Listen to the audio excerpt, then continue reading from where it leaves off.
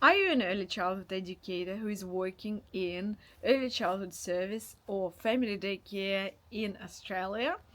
You're probably wondering, how do I embed Aboriginal and Torres Strait Islander perspectives in my curriculum in an authentic way? Watch this video. I will show you 5 books you can start using today that are supporting these perspectives.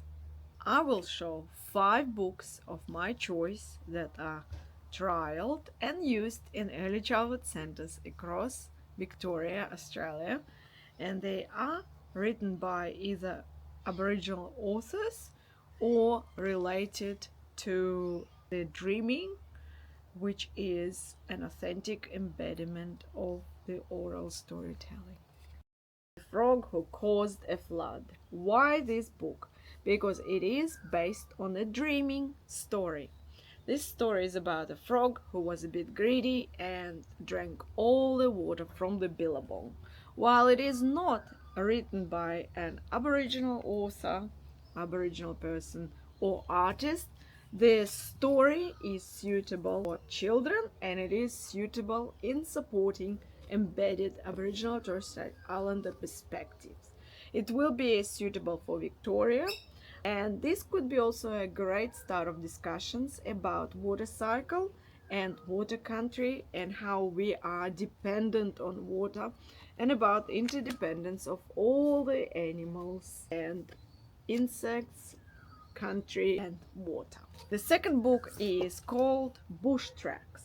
So this one is more like a book adventure. So it could start really interesting experience when you will take children outside.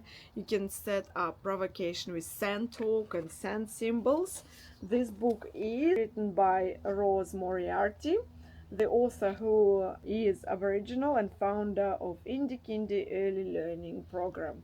So it is illustrated by Balarinji, so that's an Aboriginal artist, and it is about country. It supports learning on country perspective. You can read this book to children and follow up with discussion of the art, delving into the colors of this book, the symbols, talking about different bush tracks that children are familiar with, and take them to the bush for a walk and search of the real tracks. I made a long video about this book, so you can have a look, but I do recommend this book to all early childhood educators. The third book is about Tasmania, or Io through Vita.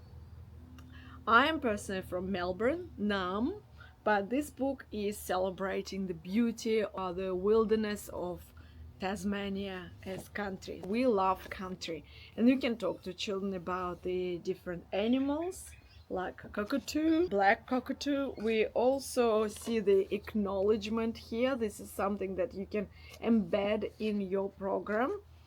We have very beautiful illustrations that you can just put in on display as part of your learning experiences, or look at pictures and discuss this story. The story is celebrating old people, and it's written in a language that is quite easy to understand by children. It shows you very beautiful tall palm trees. It's a symbol of country. It also encourages children to pay attention, to notice. It introduces water country, salt water country, and it does encourage children to follow up with experiences that are also sensory. So in my opinion, it is a great book for nature pedagogists as well, and bush kinder. So because it's so small, I will definitely put it in my bag or outdoor pack if I will take children on excursion to country. And although it is Tasmania, for me this looks very much like my favorite Wilson's Prom or Prom. The story is told from the child point of view, where Nana is telling grandchildren about the country, and this book is really great in connecting children through this oral storytelling. That's one of the ways to embed Aboriginal and Torres Strait Islander perspectives. It's also a approved resource, so definitely recommend to use it. The next book is called Respect. It is my recent purchase. I found this book very important for where I'm from. So I am recording videos on Bungarong lang, and this is a book that's written by Auntie Faye Muir and Sue Lawson, but Auntie Faye is Bunga woman. And the book is about country again and respect, and it doesn't traduce Bungarang country and ways of being and knowing in a way that is easy to understand. The illustrations are also absolutely amazing. The book is beautiful, and definitely recommend to add it to your library and read with children. It could inspire art work as well, so you can explore colors of country through the art experiences. For example, this is about a red earth. Yes, so that's beautiful. This is star country. You can explore colors of the star country, and you can talk about respect. I think, well, the title of the book is Respect and Connection with Country, that you can gain from this book. You will love country is supported by this book as well.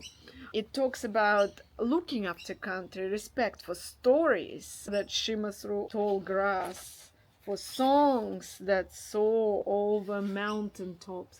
And it is about knowledge that passed from the elders. Yes, so and you can discuss how they sit in a circle and having a yarn, and it's always fire. Yes, so similar to some experiences that children might have. You can introduce the new word ancestors and introduce the way of Bungarang people.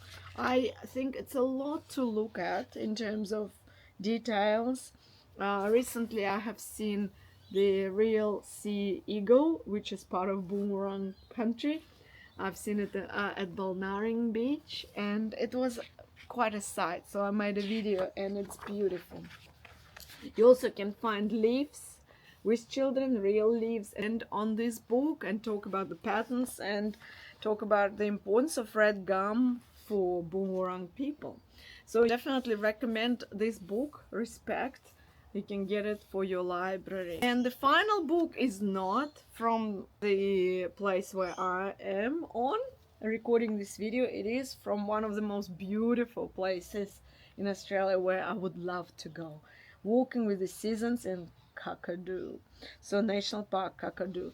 This book I bought in the post office, Australia Post, because I thought that the easiest way to introduce Aboriginal Torres Strait Islander people perspectives, Torres Strait Islander perspectives as well, is through connection to country and the seasons. Seasons are not just about calendar, it's about living things into connectedness and walking through seasons. The best way to do it is with beautiful illustrations and the story. You can encourage children to learn about Australia as well and learn about the park. Yes, so find it on the map. Ask if anyone has been there with their families. Maybe they have family that is from this place. But you also can introduce just a different way of being, right? So, or time. So we have here dry season, wet season, and we have months, October, November, December, and then we have seasons that are different. Yes, so for example, in Victoria, here on Bunurong and Woiwurrung land, Wurundjeri calendar, we are in wombat season at the moment, but the seasons in Kakadu are different. So you and children, especially if they already know about local seasons, they can compare to other parts of Australia. And you can talk about connection with living and non-living things, bush food, plants, and this book can become an entering point for many conversations. In my opinion, it is just very beautiful to unpack, to look at, introduce language, and learn about plants, animals, and country as well. So the country in Kakadu is very different. They have crocodiles, yeah, and I think this would be a perfect addition to your library to support Aboriginal and Torres Strait Islander perspective. Thank you for watching. If you have a book that you would like to recommend, don't forget to add your comment under the video and share your story.